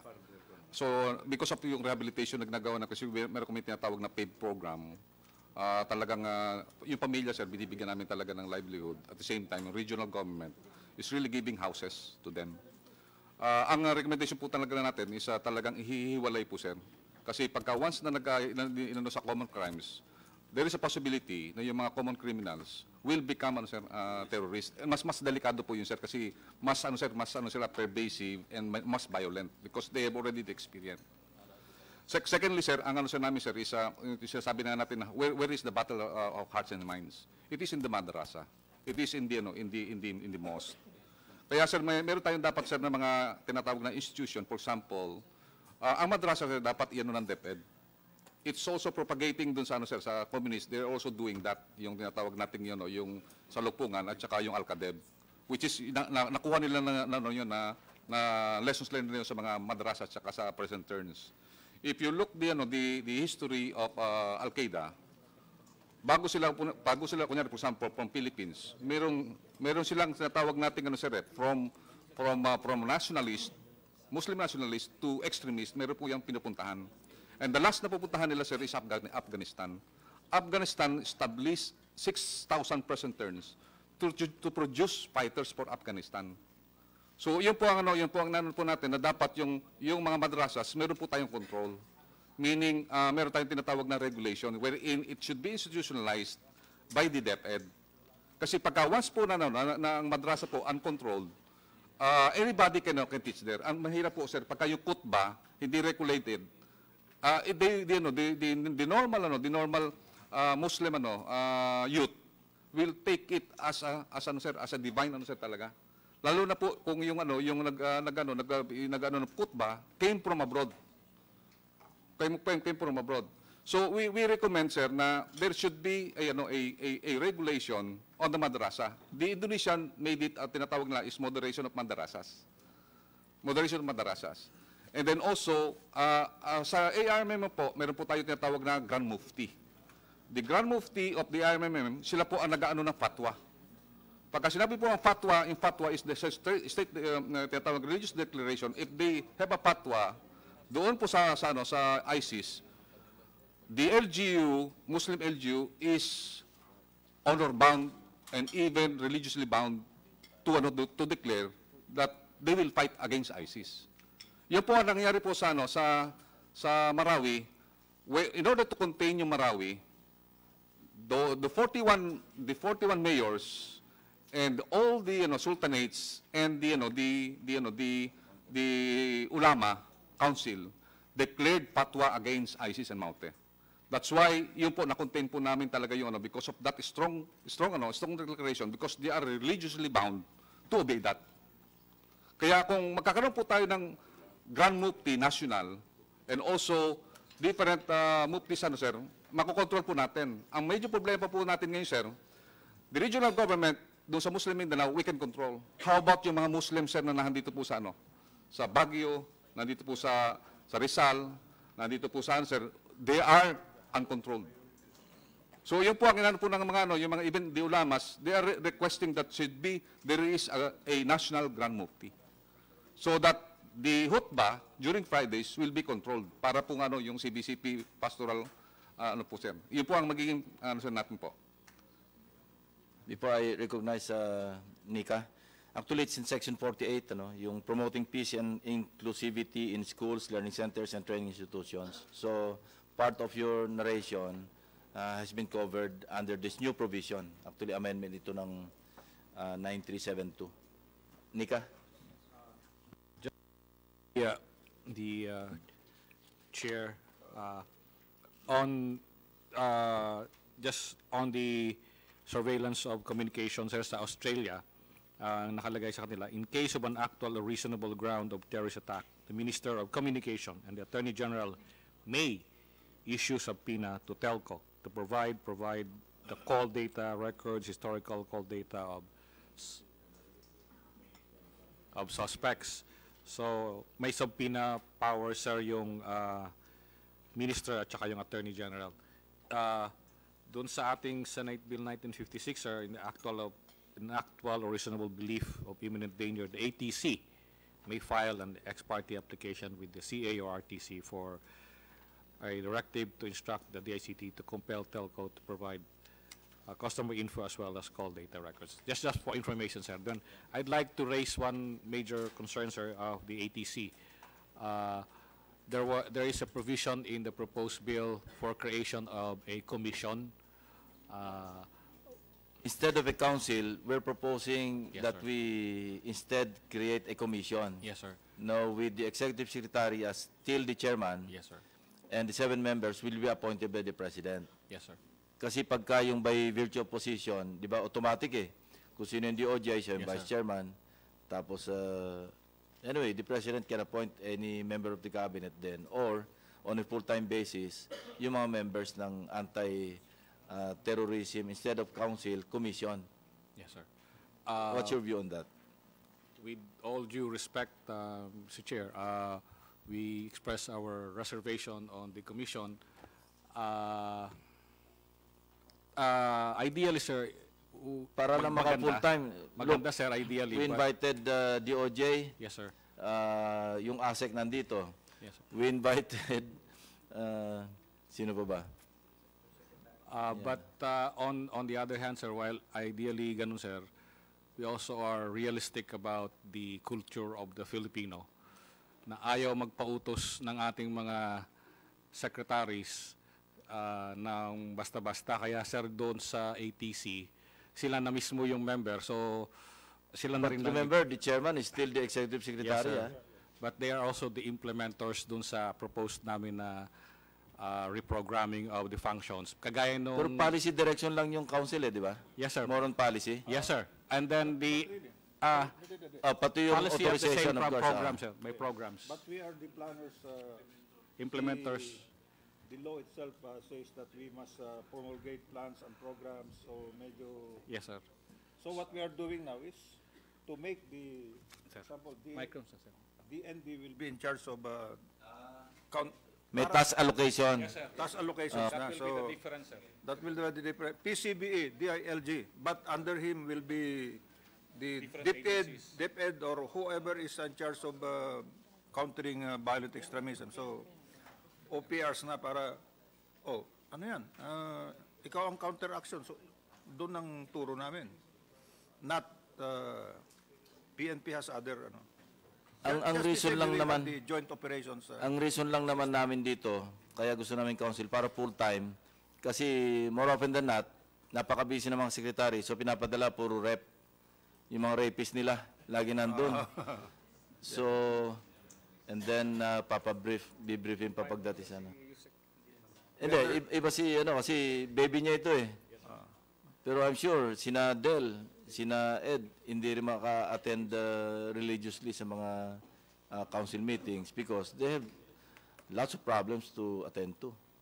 We understand Anyway. that, Mr. Chair, but creating another full-time office might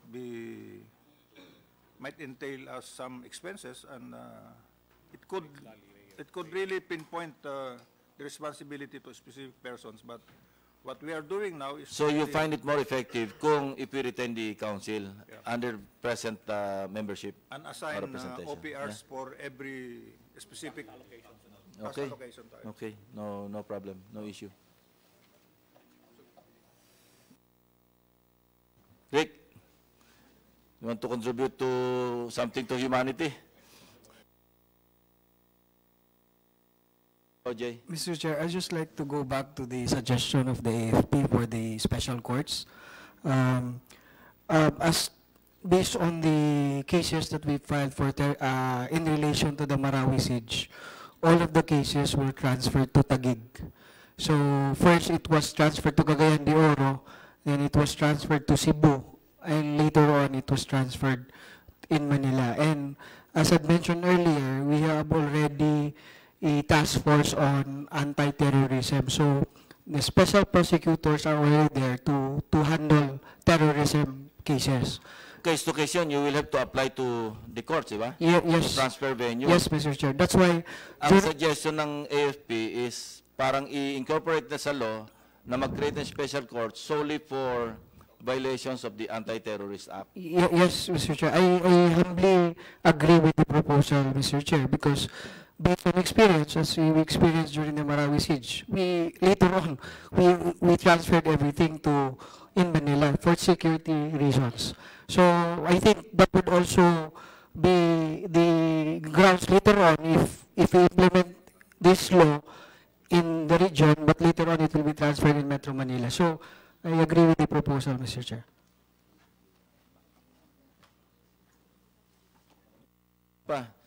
Ibuhos nyo na, hindi na ako tatawag susunod na hearing, i-committee report ko na ito para mabilis. Anyway, we'll just await the submission of position papers, to formalize your respective positions, including si HR, And we're glad that you understand the predicament of law enforcers, Kasi mahirap din talagang trabaho nila eh. Ang daming restraints, nangingilan sila ng konting flexibility ba? But of course, primordial pa rin yung human rights, di ba? Yes. Ikaw ba yung DI? Yes, sir. Mr. Chair, good day po. Sir, I just want to go back to the question of Senator Honasan a while ago regarding the classification of terrorists. Because we need to consider that, as been said earlier, it is only the ESG that was prescribed to be terrorist. And please take note that in the domestic arena, there are so many terrorist groups that surfaced already based on ISIS-inspired, allegedly, groups or organizations. Because of this, sir, we do not know that there will be more organizations that will be coming up later on. And we are talking here that membership and members of proscribed by the court and those organizations that were already branded by the United Nations as terrorists. So I suggest, sir, that the law must classify terrorists based, as what you had said a while ago, on the acts itself and the intent, whoever they are, whoever organization they belong. That's all, sir.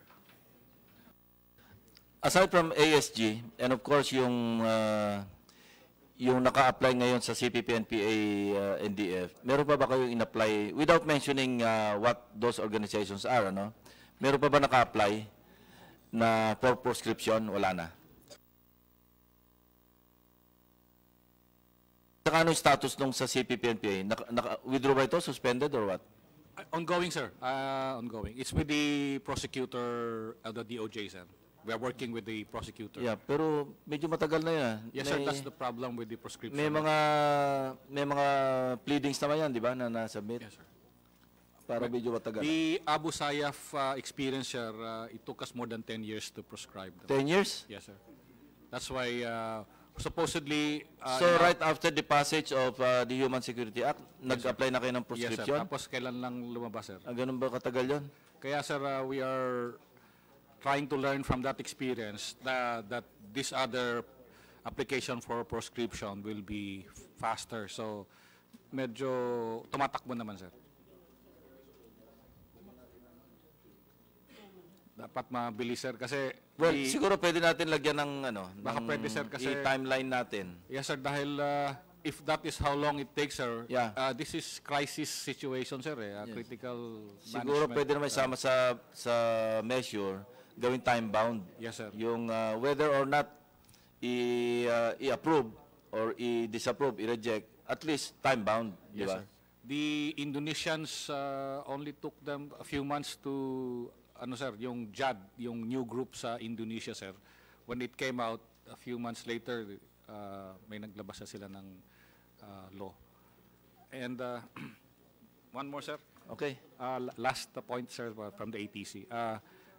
With regard to the PMC, there is, we remember with due respect to the PMC, na i-create siya as a new office. Kasi, sir, this is based on yung mentioned by Senator Hanasan that during the previous administration, kaya hindi gumagalaw sir yung ATC because it was PMC that seemed to be moving around as if he carried the whole burden of the program management center of the ATC.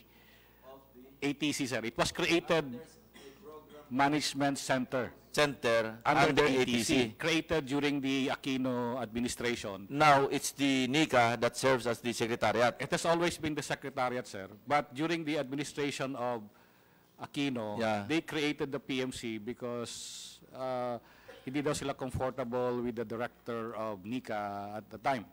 May mga ganun, sir. So they created the PMC, tapos kaya hindi nag-meet yung ATC, sir, because they empowered the PMC to do everything, and that was I believe, sir, the failure. Because by giving it to the PMC, walang power yung PMC, sir. So ngayon, sir, in the proposal, ganun uli, na-include uli yun, and we are... Take note of that. Yes, sir, Mabuti, kinagap mo. Na dapat, sir, kung ano yung ATC, as is, sir, i-retain siya, but with the task allocation now, and empowering the ATC to organize this task allocation, the ALG, ilagay yung DepEd, yung mga Muslim, mababago na, sir, ngayon yung function ng ATC. There will be operational, but it will be more effective if the secretary or the USEC, which we propose. Alex, suggest that you include that in your position We paper. submitted, sir. Yes, sir. Nasubmit nyo na? Yes, sir. Yeah, you will submit? Yes, sir. We already submitted, sir. You already submitted? Yes, sir. Yes, sir. Okay. We'll take note of that. Yes, sir. Thank you, Sige, sir. Greg. Mr. Chair, in addition, we take note that terrorism is already a global concern. And our foreign counterparts are wanted to work with us, and they really wanted to join us on this endeavor. However, they are confused on what you need to directly get engaged. So what happened is they engage in so many units, and so this is beyond control. I suggest that there should be a specific point wherein foreign support or counterparts involved in terrorism activities should have a direction, sir. Thank you, sir. Anything more? So, Mr. On that note, maraming salamat sa inyo lahat, and we'll fast-track the passage of this measure. I just hope that you follow it up also do sa House. Ano ba status sa House? Ano status na doon? TWG? Nag-TWG para lang sa drafting of the bill. Yes, sir. Okay. Doon pa lang, Sige. sir. Yes, sir. Sino ba to? Si Mr. Acop o si Mr. Espino? Si Congressman Acop ang sir, ang Okay. proponent. Anyway, But sa committee ni Biason yata, sir. Okay. Sige. TWG. So, this hearing is suspended, and we'll just notify you if there's a need for another hearing. But I can see that there'll be no more need for another hearing. So again, maraming salamat sa inyo lahat.